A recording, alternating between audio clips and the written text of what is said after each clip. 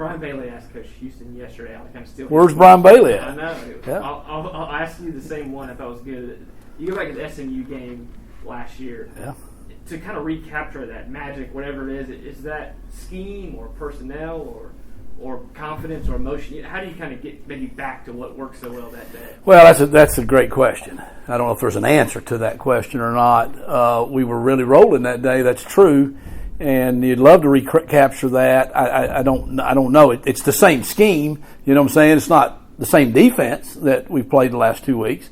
So, some of the plays are different because you have to attack the defense. But I think that day we just seemed to be relaxed and we seemed to be very confident on every side of the ball and in the kicking game as well. And I just think our kids had just decided to go out and have fun and play. We didn't talk a great deal about the end results. We talked about the process all week, and they went out and had a good game. I think maybe, we've maybe emphasized winning maybe too much. I think everybody wants to win so badly right now that maybe that's just the process and it's weighing us down. We're just not playing good enough to beat good football teams. And we played a really good team week one. And I don't know how good a team South Carolina is overall. All I know is defensively they're pretty good. And that's what we'd said. And they turned out to be every bit as good as we thought they would be. Maybe a little bit better, to be honest with you. With Holden, his third year in the system, I know there's been a lot of talk about, hey, we want him to be consistent, that all-conference guy, he's kind of flash at times. Can you put your finger on what maybe has held him back from thus far reaching that consistent level? Well, that has been the whole point of emphasis, that, play like that every week, which I don't know if you can play like that every week or not. Some of that's circumstantial. Some of that's got to do with the defense. A lot of that's got to do with the players around you as well. Again, he was very close game one to doing a pretty good game. I mean, like I say, it's not a statistical game to the coaches. I know it is to the world because that's how you can measure or whatever. To us, it's just win the game or you don't win the game.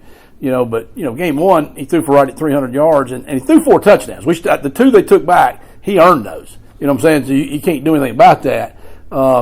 Now, Saturday, we didn't get those opportunities. He didn't. There were some things he could have surely done better. You know what I'm saying? He'd be the first to say that. I think he's already said that. We got to help him a little bit. We got to play better around him. Right now, I think we get something going, and then he makes one bad throw. For example, the game started out, we score the first play, everybody's good. Okay, we get it back. 2 plays, don't do a lot. We have a third down. We have a guy wide open. He does a great job, makes a check. He gets pressure. He steps up, makes a high throw. Now, the receiver didn't Robbie judge the ball very well. Could have helped him a little bit. Sometimes, those guys can help you out a little bit. Come out the next series. We pop a couple runs. We move it. We're already down there, kind of almost to the red zone. We throw a great route, unbelievable route. He hits it dead. He throws a dime. Kid drops the ball. So he's made one bad throw. Now the guys drop the ball the next time. That's a scoring opportunity. It was just like that the whole game. Made a bad decision here. Will you pay for it because nobody's erasing those mistakes right now. So when you're playing good people, you can't make those mistakes. But it's a typewriter effect. It's this guy. It's this guy. It's him. It's definitely him. Okay, but it's not just him. You know what I'm saying? I know everybody wants to. It'd be nice if you could just say, okay, we can just move that piece out. Everything's good. If that was that easy, we'd already done that. What do you see from Marshall defensively? Well, they're quick. They're very aggressive. They're a lot of movement. It's a winning program. Again, we've scheduled another team that's a Conference USA team that's in the playoff, or their division championships. They were undefeated for about 9 games last year. I know they faltered at the end. So they just play with a lot of confidence. They play like they know they're going to win. They play like that relaxed team that we were against SMU. Those teams are hard to beat. But it's going to be a great atmosphere. I've been there many times. We played there when in Conference USA. I played there when I was at Appalachian State. We used to go up there and have great rivalry games with them. So it'll be a boisterous crowd. I think our kids will feed off that a little bit too. But we'll have to play well because I understand they're pretty good on offense. You know what I'm saying? And they haven't been challenged in the first 2 games. Against Navy, wasn't much of a game.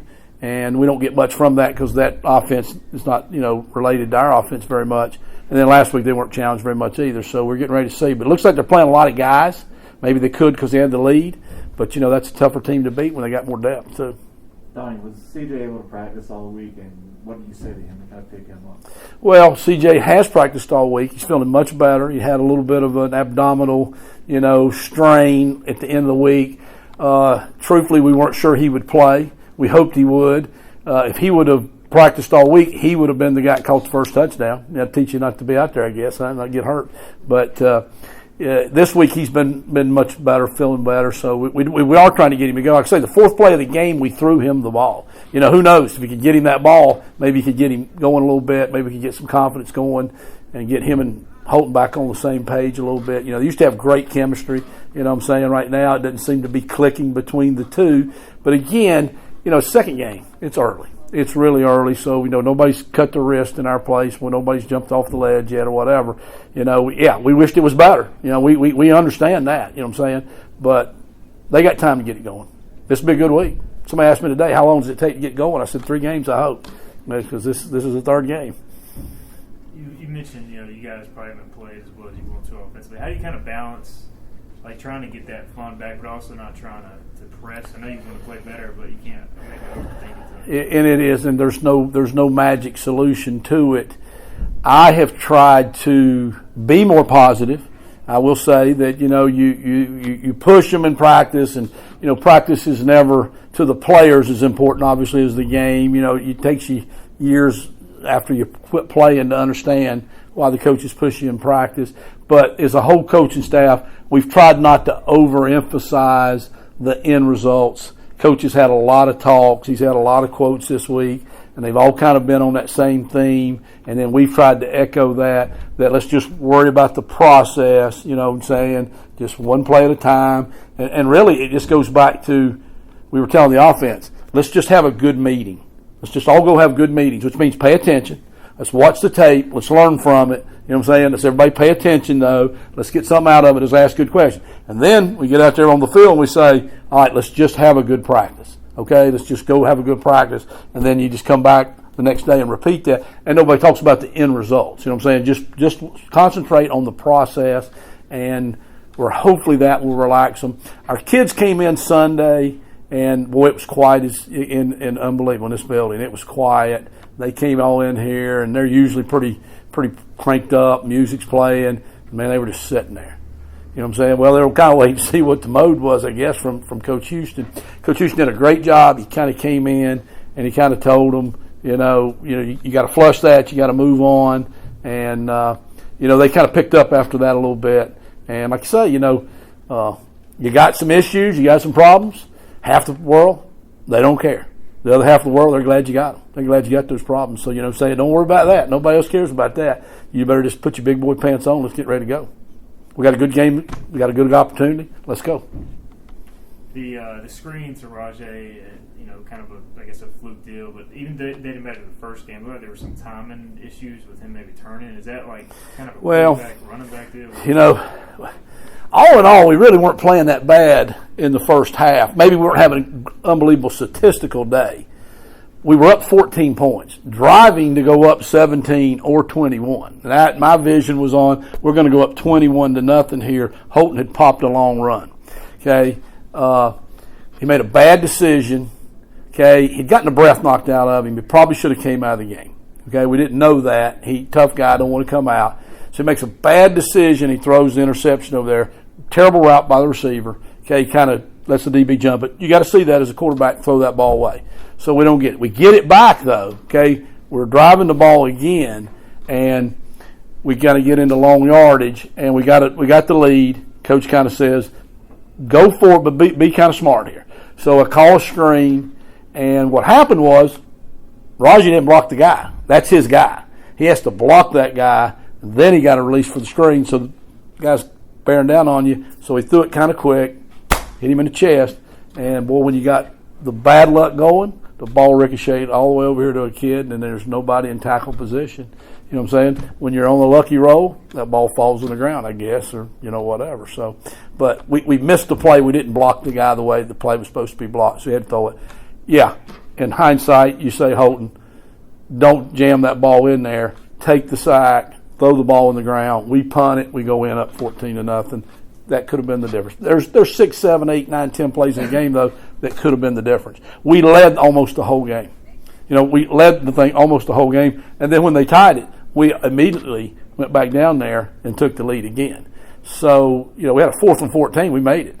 That's a pretty good play. But then we found a way to drop the snap, messed up the next play. Kid went the wrong way, on a pass play, so nobody's open because he's supposed to be over here and he's over here. You can't find him when they go the wrong way. You can't see it in the back of your head. So we ended up settling for the field goal, and then, that didn't work out. So we just got to find a way to get over getting in our own way right now a little bit. So we're trying to have fun this week. We're trying to just say we're working hard because we're going to do that, but we're not trying to just say, you got to do this, you got to do this, we got to go win, we got to win.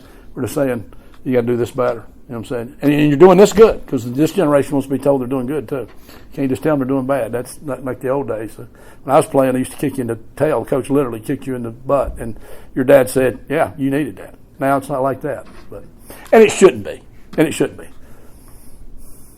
How has Holden been in practice this week? He's been very focused. You know what I'm saying? He's been very, very focused. It's been a little quieter, I think, than normal.